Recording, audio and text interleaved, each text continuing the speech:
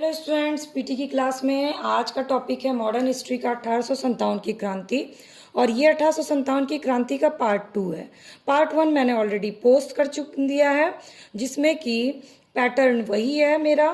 पिछले 20 सालों में पूछे गए किसी भी तरह के प्रतियोगी परीक्षा में पूछे गए सभी प्रश्नों के साथ फॉरवर्ड लिंक क्वेश्चन, यानी उन प्रश्नों से आगे क्या नए क्वेश्चन बन सकते हैं, उनके साथ 2 बुक को कवर करवाते हुए एनसीईआरटी 6 to 12 इस पैटर्न के थ्रू मैं आपको सारी प्री की क्लास करवा रही हूँ।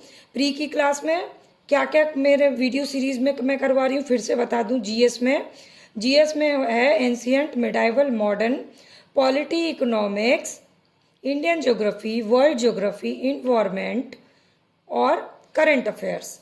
ये करके मैं आपका जीएस कंप्लीट करवा रही हूँ। तो मेरी पूरी वीडियो सीरीज़ की लिंक मैंने डिस्क्रिप्शन बॉक्स में दी हुई है। जो लोग पहली बार इस वीडियो को देख रहे हैं उनके लिए मैंने दी है, आप उसको पूरी क्लासेस को देख सकते हैं। अब तक मैंने कम से कम 70 से 80 क्लासेस ली है पीटी की। उन 80 वीडियोस की लिंक मैंने आपको दे दी है। तो चलिए, आज का टॉपिक है 1857 की क्रांति का पार्ट 2, उसको कंप्लीट करते हैं। चलिए, तो 1857 की क्रांति का कहाँ पर किस तरह से विस्तार हुआ, इसका मैंने पार्ट 1 में आपको सारा बता दिया है।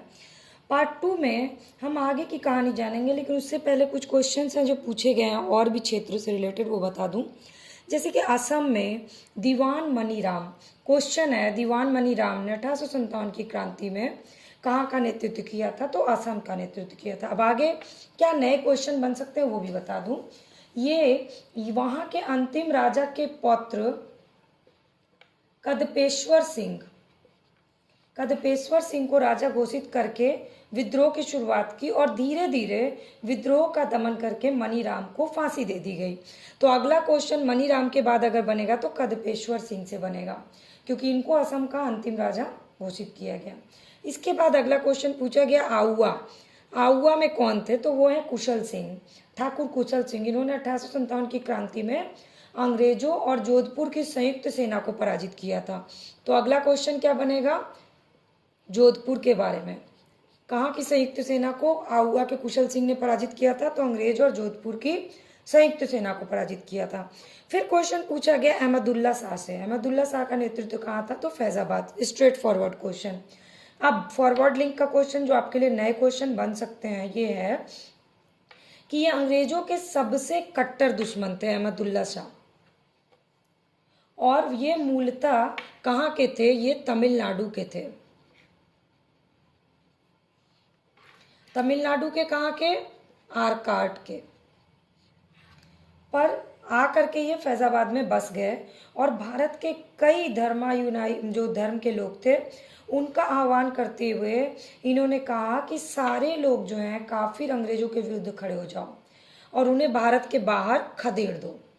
ये लाइन किसका था, ये स्टेटमेंट इंपॉर्टेंट है, ये था अहमदुल्ला शाह का।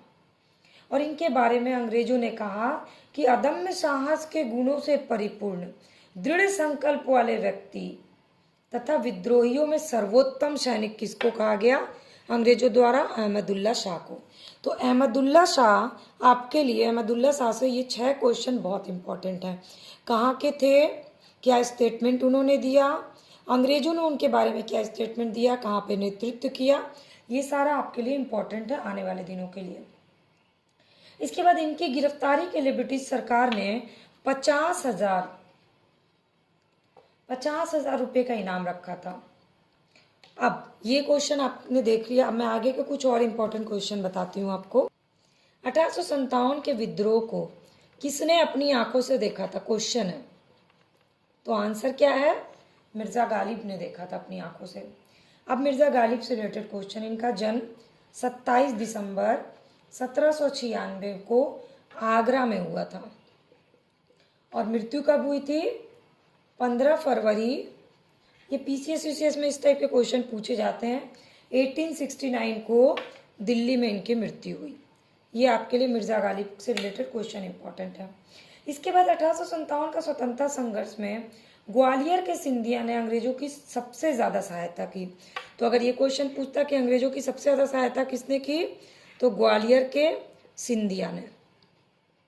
ठीक है।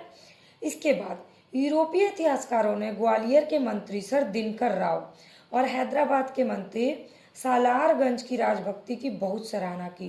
तो दो और लोग हो गए, दिनकर राव जिसकी अंग्रेजों ने सराहना की, और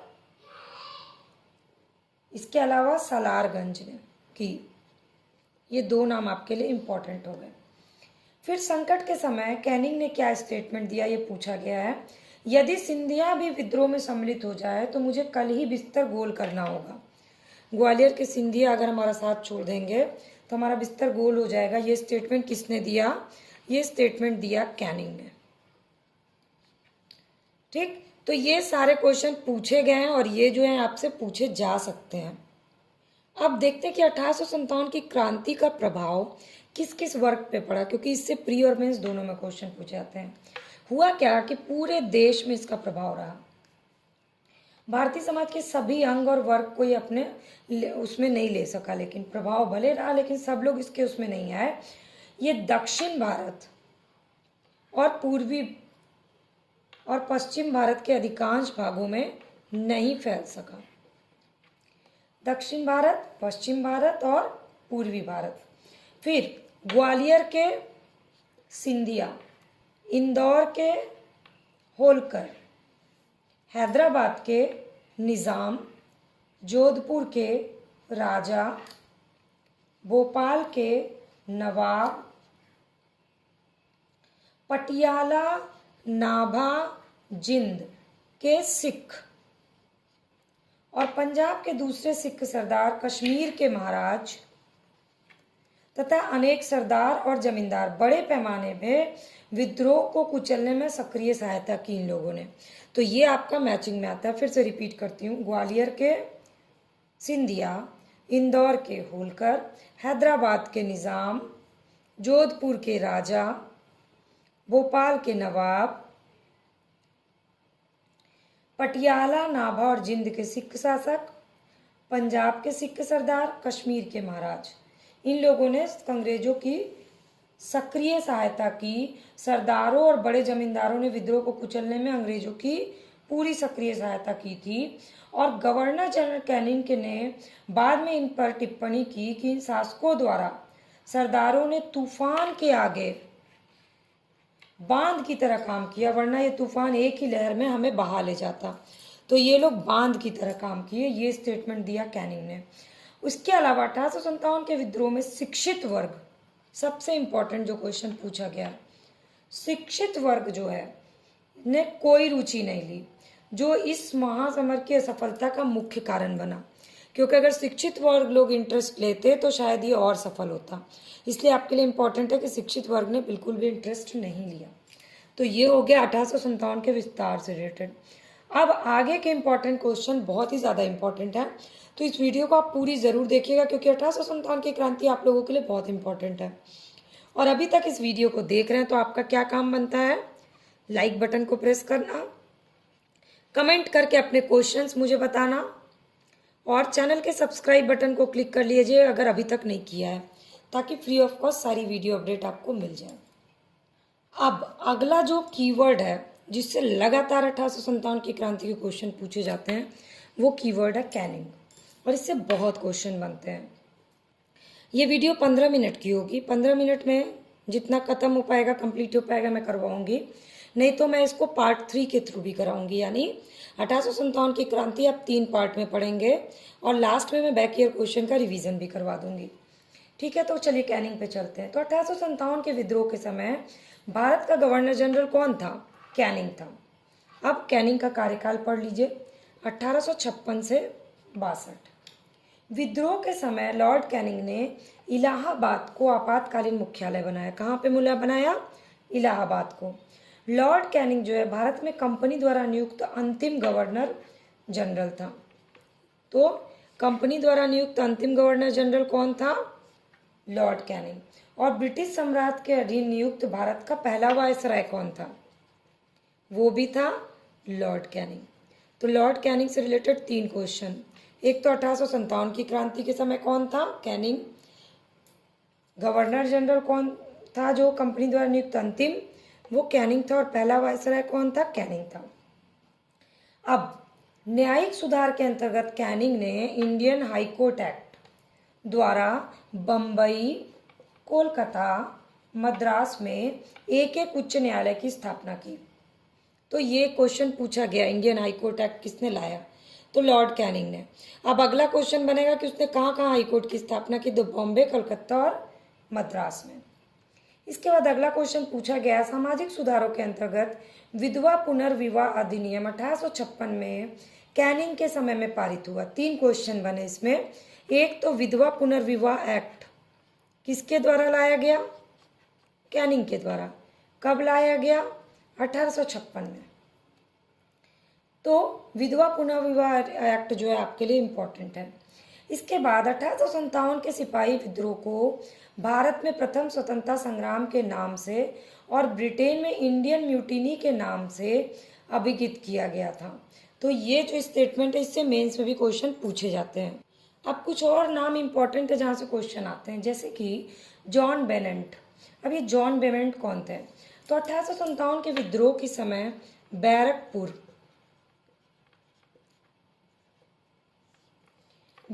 में lieutenant general sir John Bennett, तो बेनेट और बैरकपुर बी से आपको याद रखना है, ये जो थे कमांडिंग ऑफिसर थे। और जिस समय भारत में 1857 की क्रांति हुई, ब्रिटेन में विस्कॉन्ट पारमिस्टन ब्रिटेन के प्रधानमंत्री थे। तो पारमिस्टन कौन थे? ब्रिटेन के प्रधानमंत्री थे 1857 की क्रांति के समय। बेनेट कौन थे? ये बैरकपुर में थे कमांडिंग ऑफिसर। इसके बाद ये पारमिस्टन का कार्यकाल आपके लिए अगला क्वेश्चन इंपॉर्टेंट हो सकता है, 1855 से 1858। फिर 1857 की क्रांति की असफलता का कारण पूछा जाता है। तो सबसे पहला असफलता का कारण था कोई योजना नहीं थी। दूसरा कारण था कोई केंद्रीय संगठन नहीं था।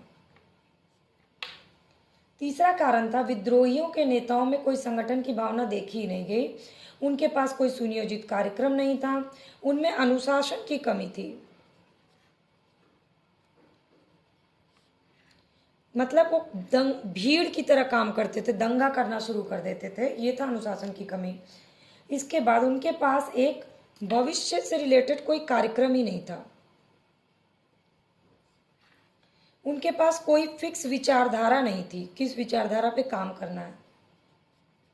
उनके पास कोई अर्थव्यवस्था नहीं थी। ये थे 1857 की क्रांति के विद्रोह क्रांति का असफल होने का कारण। अब मैं 1857 की क्रांति से रिलेटेड कुछ और नाम आपको बताती हूँ जहाँ से क्वेश्चन पूछे गए हैं पिछले 20 सालों में। जैसे सबसे पहले आता है निकलसन। अब निकलसन से रिलेटेड क्वेश्चन क्या है कि निकलसन कौन थे? तो 14 सितंबर 1857 को अंग्रेजों द्वारा जब दिल्ली पर अधिकार कर लिया गया, इसी क्रम में जॉन निकलसन की मृत्यु हो गई थी। तो दिल्ली के अधिकार के समय किसकी मृत्यु हुई? निकलसन की। इसके बाद लखनऊ में 1857 के विद्रोह के दौरान अंग्रेज रेजिडेंसी की रक्षा करते हुए हेनरी लॉरेंस, हैवलॉक और जनरल नील की मृत्यु हुई। तो ये इनको मैचिंग कहाँ से करेंगे? लखनऊ से। इसके बाद सर जेम्स आउटरम और डब्ल्यू टेलर 1857 के विद्रोह को हिंदू मुस्लिम षड्यंत्र का परिणाम बताते हैं। तो हिंदू मुस्लिम षड्यंत्र का परिणाम था 1857 की क्रांति, किसने कहा है? आउटरम और टेलर ने कहा है। इसके बाद आउटरम का मानना था कि ये मुस्लिम षड्यंत्र था जिसमें हिंदू शिकायतों का लाभ उठाया गया, और लॉरेंस और सीले के अनुसार ये केवल सैनिक विद्रोह था। तो केवल सैनिक विद्रोह किसने माना? लॉरेंस और सीले ने। इसके बाद आते हैं होम्स के अनुसार ये बर्बरता और सभ्यता के बीच का युद्ध था। होम्स मतलब आपके होम्स यानी घर में बर्बरता और सभ्यता दोनों के बीच लड़ाई होती है, ऐसा कोई कोड बना लीजिए तो आपको एग्जाम में याद रहेगा। इसके बाद आते हैं सावरकर। वीडी सावरकर की पुस्तक है the Indian war of independence 1857, the Indian war of independence 1857। इस विद्रोह को सुनियोजित स्वतंत्रता संग्राम की संज्ञा किसने दी? तो वीडी सावरकर ने दी थी। ये स्टेटमेंट्स पूछे जाते हैं किसने कौन सा स्टेटमेंट दिया, और बहुत ही बार पूछे जाते हैं पीटी और मेंस दोनों में। ठीक है। इसके बाद उन्होंने इसे स्वतंत्रता की पहली लड़ाई कहा, वीडी सावरकर ने। 1857 के भारतीय स्वाधीनता आंदोलन के सरकारी इतिहासकार कौन थे? तो वो थे सुरेंद्र नाथ सेन। एग्जाम में ऑप्शन देता है एस.एन. सेन। एस.एन. सेन का पूरा नाम है सुरेंद्र नाथ सेन। इनकी किताब है 1857, हिंदी में 1857, ये इनकी किताब का नाम है एस.एस. सेन का। इन्होंने और ये प्रकाशित हुई 1957 में। इसके बाद सर सैयद अहमद खान द्वारा लिखित पुस्तक है असवाबे बगावते हिंद, जो 1859 में प्रकाशित हुई। असवाब बगावते हिंद किसकी है? सर सैयद अहमद खान की। फिर इसके बाद भारत सरकार द्वारा आर.सी. मजूमदार को 1857 के विद्रोह का इतिहास लिखने के लिए नियुक्त किया गया। तो आपका क्वेश्चन क्या बनता है? भारत सरकार ने किसको नियुक्त किया था? तो आर.सी. मजूमदार ने। अब सोचिए कितने इतिहासकार और कितने नाम आपके लिए इंपॉर्टेंट हो गए। अब आर.सी. मजूमदार को नियुक्त किया भारत सरकार ने, और 1857 के विद्रोह का इतिहास लिखने के लिए इनको जब नियुक्त किया गया, उसके बाद सरकारी समिति से अनबन होने के कारण इन्होंने कार्य करने से मना कर दिया और अपनी किताब द